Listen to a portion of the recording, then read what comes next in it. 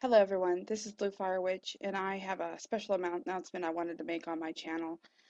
I was listening to the Pagans Tonight radio show last night, September 21st, with Patrick McCollum, and I learned of some information that I did not know before, and I wanted to pass that along to you. It's about the case that Patrick McCollum is involved in regarding pagan prisoners. And a lot of people might not think that it involves them, but because it's in federal court, it very much does involve every pagan in the United States. This video is going to outline the background on the case and also why it involves us and what we can do about it. I'm putting a Creative Commons license on this video so that other people can mirror this video and put it on their channel so that it has more exposure. Um, Also, I'm going to be monitoring this case, and if there's new information, I'll be making new videos. So if you want to subscribe to my main channel, BlueFireWitch, for updates, you can find them there.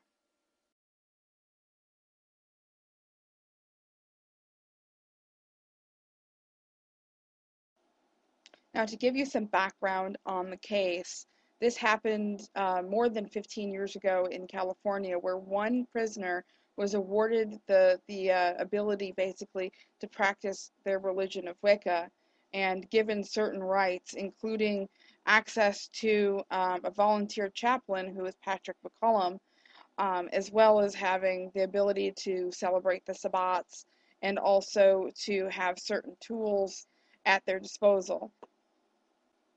Patrick McCollum, as the chaplain, noticed that that the prisoners that were involved in this, obviously, over time, the group grew from one prisoner to several prisoners that were of all sorts of pagan faiths.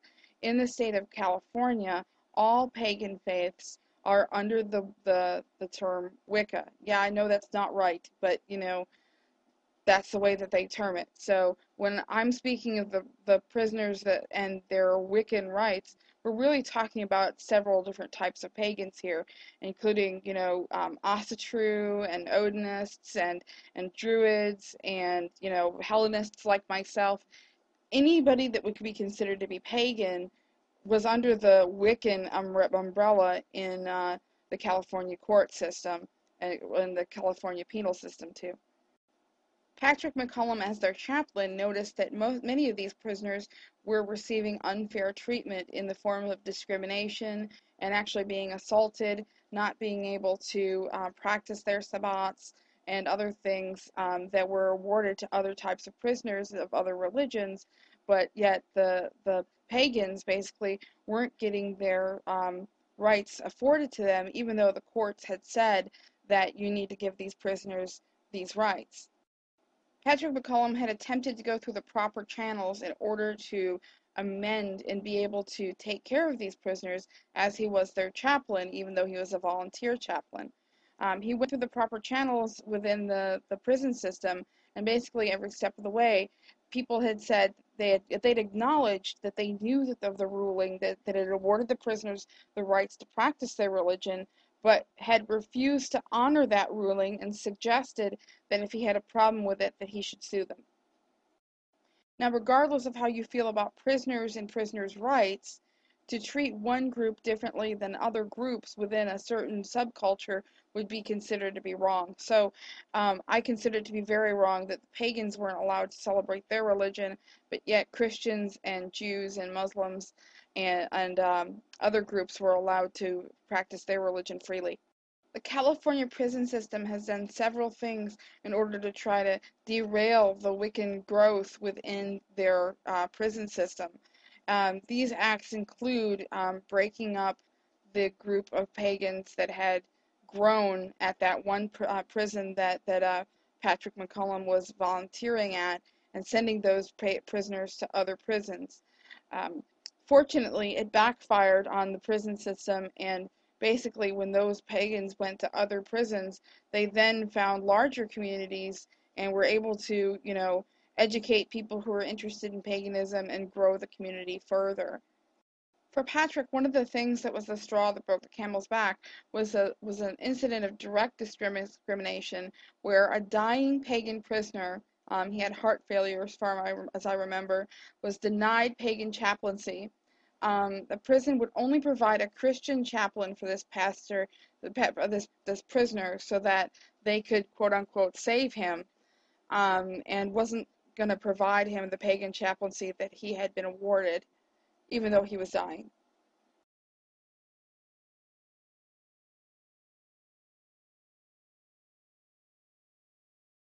The lawsuit that McCollum filed, he filed on his own at first, but he filed both on behalf of himself and for the pagan prisoners that had been discriminated against.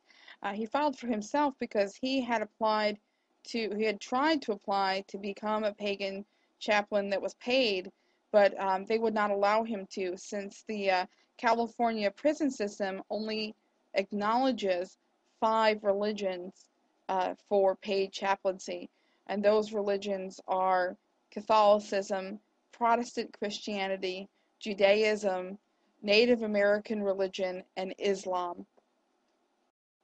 The state had claimed that it had done research to suggest that Wiccans don't need a chaplain, and therefore they shouldn't have to provide one.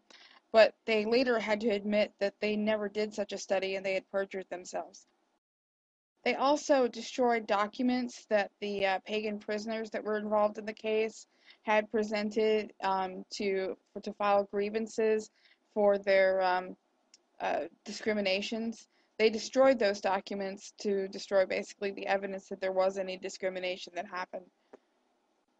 Now, knowing full well that the state had perjured itself and destroyed evidence, the court did nothing to punish the state for those actions. Ultimately, the case brought forth by Patrick McCollum was dismissed without prejudice. What this means is that he did not have what he needed to bring the case at that time, but that he could bring it at a later date. The reasoning for this was that they suggested that an inmate must bring their own case, and that the inmates that were involved in the case he was in lacked the evidence to bring their standing because of the state had destroyed their evidence.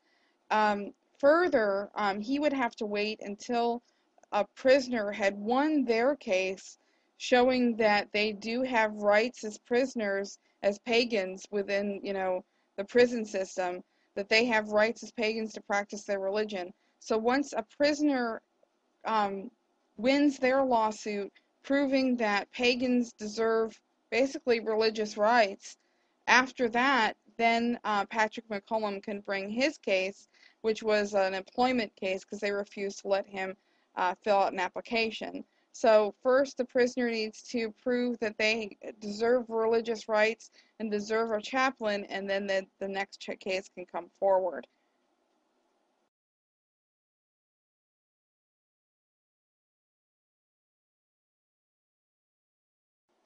Now, there are a few sources that have pointed out a hidden player in this court case. One of them is the magazine Witches and Pagans. I picked up an issue at my local pagan shop for around $7. And it is a really good read, that one, because it's got some letters in there by pagan prisoners. I suggest you pick that up. Also, the website for Americans United for the Separation of Church and State, they have an article that reveals the involvement of a group called the Wall Builders.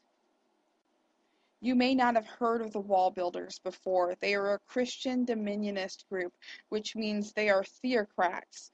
They believe that this country is a Christian nation that should be run by Christians and for Christians.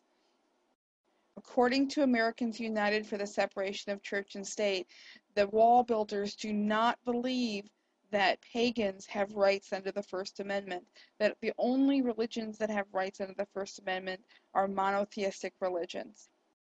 Now, during the court case, the Wall Builders were seen as a friend of the court on behalf of the state of California, and did argue in front of the court that witchcraft is not a religion and shouldn't be given equal rights to other religions.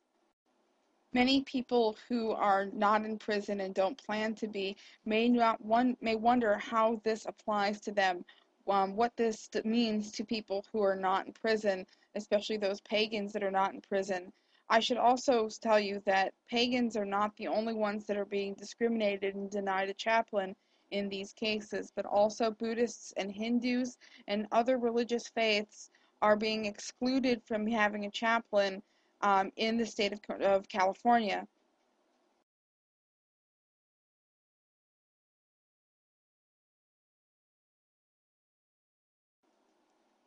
Because this is a federal court case, it is somebody suing an entire state, so it cannot be a state case. It has to be a federal court case. When a federal court makes a ruling, that ruling applies all across the board. So if they rule that pagans do not have the same rights as other religions and do not deserve the same rights as other religions, therefore it doesn't just apply to pagan prisoners, but it applies to every pagan in the United States. Many people have argued that because we're protected by the First Amendment, that this wouldn't matter, that the Constitution, of course, rises above all. But when a court rules that pagans are not protected by the First Amendment, we're not protected by it. And that's it. And there's several implications to that. One of them being that if you're at a job and they find out that you're pagan, they can fire you for it.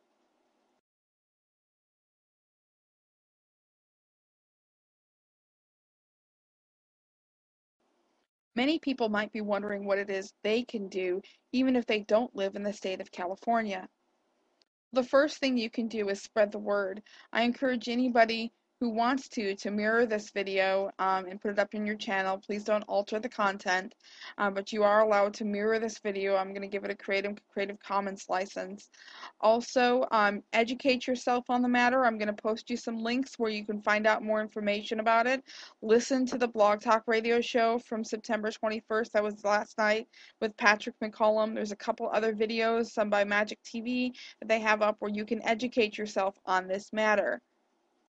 Further, regardless if you live in the state of California or not, you can contact the governor of California and let them know that you are pagan and that pagans do need prison chaplains. This will go directly to the court case because remember, they said that they did research that suggested that Wiccans and pagans don't need a chaplain for their services. Ironically, one of the groups that's protected by them and doesn't get a chaplain is the Protestant Church. And one thing that Patrick McCollum pointed out, which is true, is that the whole point of Protestantism was that you didn't need a chaplain between you and your God. So, obviously, if they're arguing that we don't need a chaplain, then the Protestants don't either, and that's just, unfair treatment of us. But obviously, we do need chaplains for several different reasons. They're obviously very helpful. Look at all the things that Patrick McCollum has done to help the pagans that are in prison right now. Lastly, I want you to drop a line to Patrick McCollum on his website, patrickmccollum.org, which will also be in the description of this video, and let him know that you support what he's doing. Also, the law firm JonesDay, they have put countless man hours on this and spent, probably millions of dollars trying to get to help us pagans with our rights, even though they're not pagans. It would also be nice to drop them a line. Further, organizations like Americans United for the Separation of Church and State, which has helped us in the past with the Roberta Stewart case to get, pentacles on gravestones back in 2007. They have also posted information on their website and voiced their support for this issue. Please drop them a line and let them know how much we appreciate that. There's also, if you pick up the issue of Witches and Pagans, there are some letters to pagan prisoners that are in this, and one of them specifically asks that people write that prisoner. And I would suggest that if you have the time, that you write that prisoner and tell them how much you support what they're doing. Anyway, I'm going to end it here. If you have any questions, let me know. If you want more information, subscribe to my channel, and I will try to put more updates on my channel. And hopefully we can get the word out. Blessed be everybody.